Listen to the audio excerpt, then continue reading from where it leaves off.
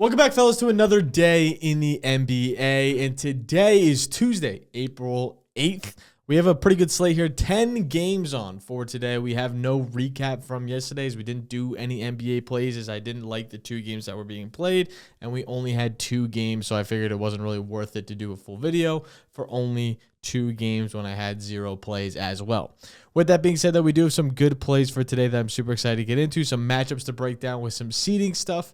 That we will show a little bit of screenshots here for you as well. But for now, let's hop straight into the slate and waste no time. Starting with Orlando and Atlanta. This is one of the best games to be betting on today. It's going to be a competitive game with high minutes as Orlando and Atlanta both need this win for seeding purposes. They are pretty much fighting in the Eastern Conference for better seeding. The Magic want to keep the 7 seed, where the Hawks want to go take that 7 seed from the Magic. So they're kind of just going back and forth there. So very important matchups on the East. The spread is 4.5.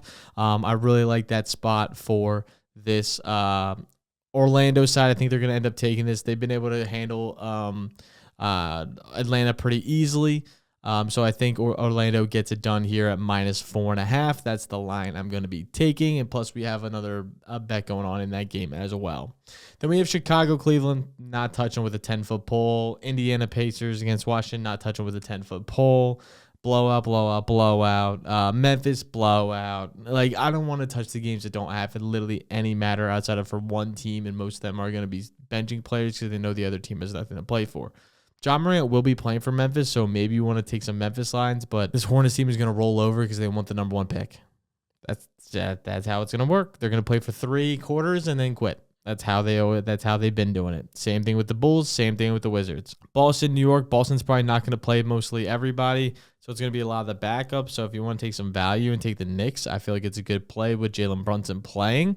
Obviously, Knicks are in an interesting spot in the Eastern Conference right now, 50-28. They pretty much have the 3 seed locked up. I don't think they can lose it to the Pacers. But hypothetically, if they go over in their next 4 games and the Pacers win out, they might be able to sneak it. But so the Knicks probably only need one more win. They're not going to really need it versus Boston. I doubt they're going to be really going too all out, but they could easily sneak a win here to secure that number 3 seed. Then we have the Pelicans and Brooklyn. Don't really care for this game. Backups on backups, tank on tank. Who has the worst team? Not really going to be too into that. The next game's interesting because there's 2 narratives that can go. And I'm on one narrative, and I know a lot of the community's on the other narrative, and let me explain myself. Lakers at OKC. Everyone's questionable for the Lakers right now. So hypothetically, they could do 2 things. They need to win 2 of the next 4 games, but they play the next game at Dallas. So they have to go into Dallas and play AD, which is a team that's going to play hard as they have been playing hard the entire end of the season. And Dallas is going to be the 10 seed right now. So they might have a shot at doing something. So they're going to play really fucking hard. They're not going to roll over to the Lakers, especially when they know the Lakers need to win to secure a minimum of the 3 seed. They could hypothetically get to the 2 seed if the Lakers win out, Houston loses out. Don't think it's going to happen, but could happen. I don't think the Lakers sit everybody this game knowing that if they lose to Dallas, they're cooked. It just doesn't make sense to me. So with that being said, I think the Lakers probably are going to play everybody this game. And if not, they might just play like Austin Reeves and then like sit Luke and LeBron, where Austin Reeves still can keep up with everybody that's a backup on OKC. I think OKC is going to play their backups this game.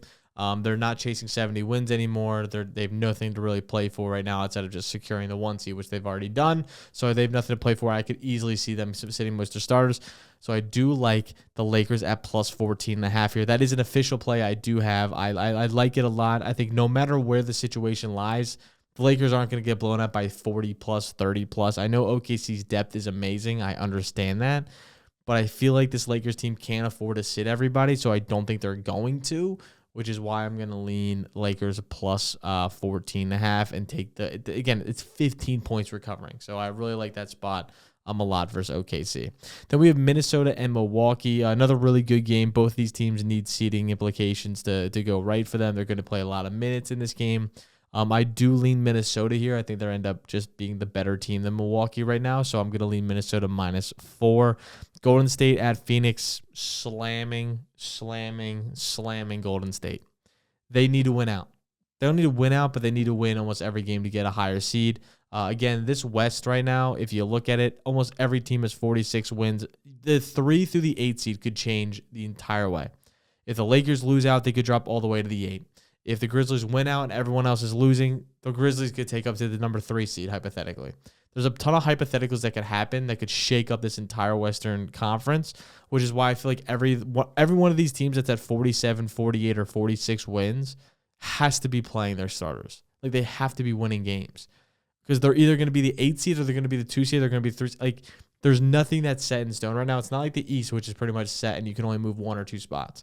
Like, this game, like, could swing a lot of things. With that being said, you want to avoid the play-in as well. So I really think that the Lakers, Nuggets, and Clippers and Warriors especially are going to be playing everybody, and the Timberwolves and Grizzlies are going to try to be climbing out of that play-in. So I think they're going to play really hard there. I think Minnesota's going to come out with this win. And with that being said, Golden State is one of those teams. Phoenix is now pretty much out of it entirely. So I lean Golden State to blow out this Phoenix team that is on a 5-game losing streak right now. Golden State is absolutely crushing. I like Golden State a lot in this game to cover 7.5. I even doubled down and took them 2 units to go over 8 to cover 8 as well. I think they blow out this Phoenix team like everyone has been, as they've been kind of just an obvious tank to get out of the playoffs with no Kevin Durant.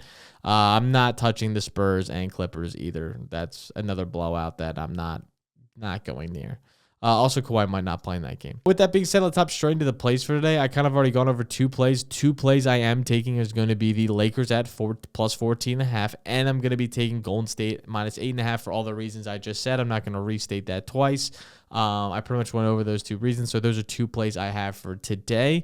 And then I have Paolo Banchero to go over 28.5 points. You talked about that matchup. That's going to be high minutes. He's going over this line in both games versus Atlanta earlier this season, 30 plus in both those games. If you want to add some plus money and sprinkle that.